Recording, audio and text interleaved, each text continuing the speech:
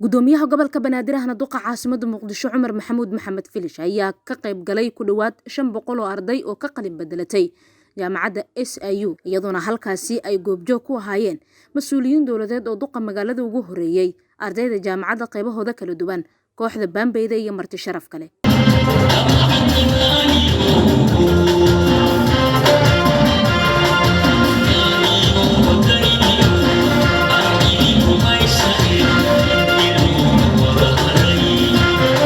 Sheekh Abdulxay kana mid ah culimada Soomaaliyeed ee ku nool Muqdisho ayaa ugu horeyn madashaas ka hadlay una hambalyeeyay ardayda qalin jabisay aad aan ugu faraxsanahay maanta hadal badan meesha ma yaalo mas'uuliyiin badan ayaa tala idin siin doonta laakiin waxaan ku soo gabagabeynayaa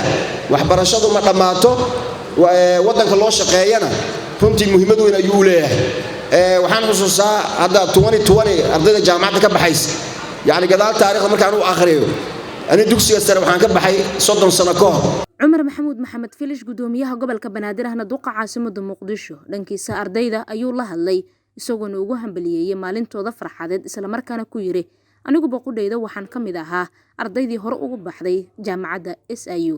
jaamacadda caalamiga Soomaaliya waa jaamacadda aniguba aan ka qalin jabiyay oo aan ka mid ahay ardaydeeda isla markaas soo saartay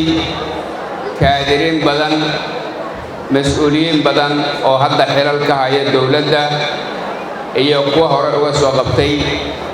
iyo kuwa ka qaban doona intaba dhinaca kale gudoomiyaha gobolka Banaadir ayaa ka hadlay imtixaanka shahaadiga ee dawladda ay ka qaaday ardayda shalayna la shaaciyay natiijada iyadoo imtixaankaasi ku dhaceen arday aad u fara badan Cumar Filish waxa uu sheegay in badi ardaydu ay yihiin kuwa aan wax aqrin waxna qorin sidoo kale ahmiyadda waxay siiyaan buu yiri baraha bulshada sida TikTok iyo waxa la midka waxaad ogtiin imtixaankii shalay natiijadiisa la shaaciyay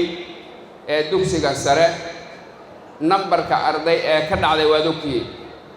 qaar badan ayaa hadda isku dayaya inay barnaamijyo ay wax sameeyaan laakiin xaqiiqdu waxay tahay waa inaynaan ubadkeeni iyo waxa ay mashquul ku yihiin inaynaan warkayn horumarka caasimada Muqdisho ayuu ka hadlay maayarka gobolka Banaadir tilmaamayna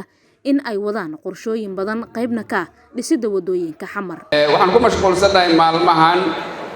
inaan ka soo kabanno waxyaabo badan oo dayaca oo hore noo soo gaaray haddii aan nahay dadka caasimadda bulshada ku nool gobolka Banaadir Faaduma Cabduqaadir raadiyaha TV-ga dalsan Muqdisho